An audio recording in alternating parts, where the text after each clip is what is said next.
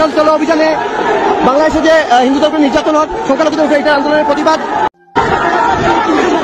হরিমোহন সীতাকান্দি আন্তর্জাতিক সীমান্তে যখন উত্তেজনাকর পরিস্থিতি, আন্দোলনকারী শেখ হাসিনা সরকারের পতন এ যেন ভারতীয়দের অন্যতম মাথা ব্যথার কারণ। কিছুতেই দেশটি মেনে নিতে পারছে না শেখ হাসিনার এই চলে যাওয়া। আজকে সকালেও চিফ অ্যাডভাইজার মহোদয়ের সাথে আমার দেখা হয়েছে। উনি বিভিন্ন আইন শৃঙ্খলা পরিস্থিতি সম্বন্ধে আমার কাছে ব্রিফ নিলেন। আবারও রাতের ঘুম উড়ে গেল মোদী সরকারের। এমন সম্মানিত দর্শক, আসসালামু আলাইকুম। আর একটি গুরুত্বপূর্ণ ভিডিও নিয়ে আপনাদের সামনে হাজির হলাম। আজকের ভিডিওতে আপনারা কিছু অংশ দেখলেন যে কোন বিষয় নিয়ে ভিডিওটা। আজকের ভিডিওটা হচ্ছে যে ভারতীয় উগ্রবাদী হিন্দুরা বাংলাদেশের সীমান্ত দিয়ে বাংলাদেশে ঢোকার জন্য চেষ্টা করতেছে। তারা চাচ্ছে বাংলাদেশকে দখল করে নিতে। সম্মানিত দর্শক, এই ভিডিওতে আপনারা আরও কিছু গুরুত্বপূর্ণ এরকম তথ্য পেয়ে যাবেন, তাই না টেনে সম্পূর্ণ ভিডিওটা দেখার অনুরোধ রইল। তাহলে একটি লাইক দিয়ে আমার সাথে থাকার অনুরোধ রইল। শেখ হাসিনা সরকারের পতন এ যেন ভারতীয়দের অন্যতম মাথা ব্যথার কারণ। কিছুতেই দেশটি মেনে নিতে পারছে না শেখ হাসিনার এই চলে যাওয়া। তাই ভারতীয় গণমাধ্যম থেকে শুরু করে মোদী সরকারের নেতাকর্মীরা বাংলাদেশকে নিয়ে ছড়াচ্ছে নানান অপপ্রচার। এই বাংলাদেশে যে মৌলবাদী সন্তানেরা ঘুরে ফিরে বেড়াচ্ছে, হক বিতর্ক। ইতোমধ্যে কলকাতায় প্রধান উপদেষ্টা ডক্টর মোহাম্মদ ইউনূসের কুশপুত্তলিকা পুড়িয়েছে মোদী সরকারের নেতাকর্মীরা। এছাড়া উগ্র হিন্দুত্ববাদী সংগঠন ইসকনের হয়ে প্রতিবাদ মিছিল করে বাংলাদেশ বিরোধী বিভিন্ন বক্তব্য দিচ্ছে বিজেপি নেতারা।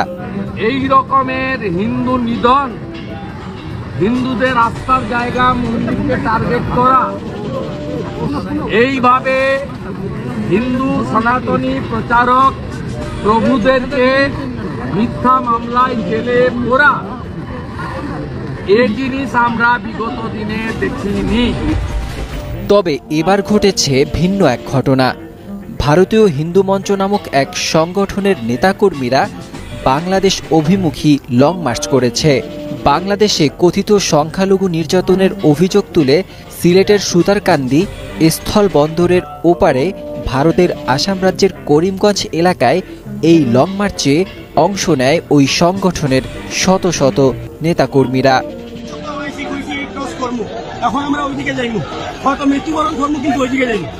রোববার সন্ধ্যায় ভারতীয় নাগরিকদের বাংলাদেশ অভিমুখী এই লং মার্চের একাধিক ভিডিও সামাজিক যোগাযোগ মাধ্যমে ছড়িয়ে পড়ে। এ সময় করিমগঞ্জের একটি রাস্তায় কাঁটাতারের ব্যারিকেড দিয়ে বিক্ষোভকারীদের রুখে দেয় বিএসএফ। সে সময় ওই সংগঠনের নেতাকর্মীরা কাঁটাতার ভেদ করে বাংলাদেশে প্রবেশের চেষ্টা করে। এক পর্যায়ে পুলিশ ও বিএসএফের সাথে তাদের ধস্তাধস্তি বাধে। বর্ডার গার্ড বাংলাদেশ 52 ব্যাটালিয়নের অধিনায়ক লেফটেন্যান্ট কর্নেল মেহেদি হাসান বলেন, এই ঘটনায় সিলেটের বিয়ানীবাজার ও জাকিগঞ্জ সীমান্তে নিরাপত্তা জোরদার করা হয়েছে। এছাড়া বিভিন্ন স্থানে যানবাহনে তল্লাশি ছাড়াও নাশকতাকারীদের ধরতে অভিযান চালানো হচ্ছে। এবার মৃত্যুদণ্ডের সাজা থেকে লুৎফুজ্জামান বাবরের বেকসুর খালাস পাওয়ায় আবারও রাতের ঘুম উড়ে গেল মোদী সরকারের। এমন কথাই বলছেন নেটিজেনরা। ভারত সরকারের অভিযোগ, তিনি সেভেন সিস্টার্সে বিদ্রোহী দল বানিয়ে ভারতকে অস্থিতিশীল করে তুলতে চেয়েছিলেন।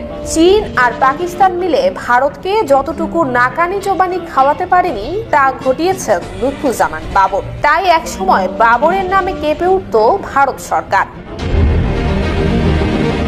লুৎফুজ্জামান বাবর 1991 সালে পঞ্চম জাতীয় সংসদ নির্বাচনে স্বতন্ত্র প্রার্থী হিসেবে নেত্রকোনা 4 আসন থেকে সংসদ সদস্য নির্বাচিত হন। এরপর 15 ফেব্রুয়ারি 1996 সালের ষষ্ঠ এবং 2001 সালে অষ্টম জাতীয় সংসদ নির্বাচনে বাংলাদেশের জাতীয়তাবাদী দলের প্রার্থী হিসেবে নেত্রকোনা 4 আসন থেকে সংসদ সদস্য নির্বাচিত হন। অষ্টম সংসদে তিনি স্বরাষ্ট্র প্রতিমন্ত্রী হিসেবে দায়িত্ব পালন করেন। 12 জুন 1996 সালের সপ্তম জাতীয় সংসদ নির্বাচনে বাংলাদেশ জাতীয়তাবাদী দলের প্রার্থী হিসেবে এবং 2008 সালে নবম জাতীয় সংসদ নির্বাচনে স্বতন্ত্র প্রার্থী হিসেবে নেত্রকোনা 4 আসন থেকে নির্বাচনে লড়ে তিনি পরাজিত হন। 2004 সালে বাবর 10 ট্রাক ভর্তি অস্ত্র, গোলাবারুদ, রকেটের লঞ্চার নিয়ে ভারতে পাঠাতে চেয়েছিলেন এমন অভিযোগই ছিল তার বিরুদ্ধে। ভারতের অরুণাচল প্রদেশ, আসাম, ত্রিপুরা, নাগাল্যান্ড, মণিপুর, মিজোরাম এবং মেঘালয় মূল ভারত থেকে আলাদা হতে চেয়েছিল। আর সেই সময়টাতেই ভারতের জন্য আতঙ্ক বনে যান লুৎফুজ্জামান বাবর। তবে সরবরাহ করা সেই অস্ত্র পরবর্তীতে জব্দ করা হয়।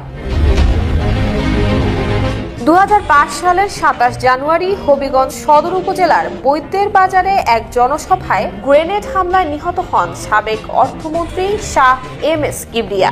এ ঘটনায় তৎকালীন স্বরাষ্ট্র প্রতিমন্ত্রী লুৎফুজ্জামান বাবর, সিলেট সিটির সাবেক মেয়র আরিফুল হক চৌধুরী সহ বিএনপির কয়েকজন কেন্দ্রীয় নেতাকে আসামি করে মামলা দায়ের করা হয়। নেত্রকোনা 4 আসনের সাবেক সংসদ সদস্য লুৎফুজ্জামান বাবর 3 বার সংসদ সদস্য নির্বাচিত হয়েছেন। 2001 সালে বিএনপি জামাত জোট সরকারের সময় স্বরাষ্ট্র প্রতিমন্ত্রীর দায়িত্ব পালন করেন তিনি।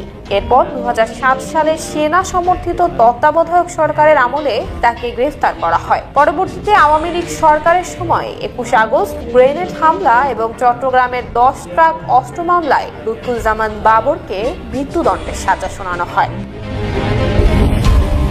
বিগত 4 মাস যাবৎ হদিস নেই সদ্য ক্ষমতাচ্যুত বাংলাদেশের সাবেক প্রধানমন্ত্রী এবং আওয়ামী লীগ সভাপতি শেখ হাসিনার। গণমাধ্যম এবং ভারত সরকারের তরফে জানা যায় তিনি ভারতেই অবস্থান করছেন। তবে তার কোনো ছবি কিংবা ভিডিও দেখা যায়নি কোনো গণমাধ্যম কিংবা সামাজিক যোগাযোগ মাধ্যমে। আসেনি শেখ হাসিনার তরফ থেকে কোনো বিবৃতি কিংবা সাক্ষাৎকার। একের পর এক কল রেকর্ড ভাইরাল হলেও তার সত্যতা ঘিরে উঠেছে নানান প্রশ্ন।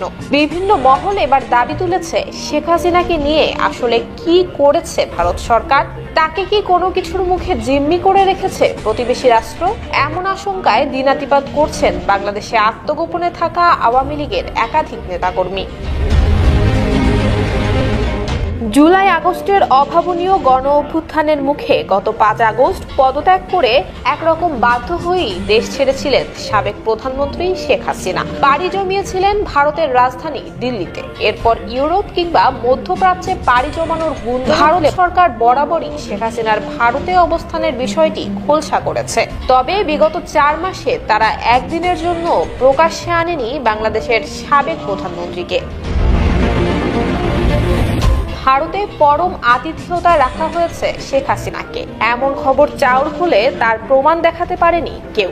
উল্টো বিভিন্ন মহলের দাবি সেখানে ঠিক কতটুকু স্বাচ্ছন্দ্যে আছেন শেখ হাসিনা। তিনি কি আর 5টা সাধারণ মানুষের মতো জীবনযাপন করতে পারছেন, নাকি সত্যিই তাকে ঘরবন্দি করে রেখেছে ভারত সরকার।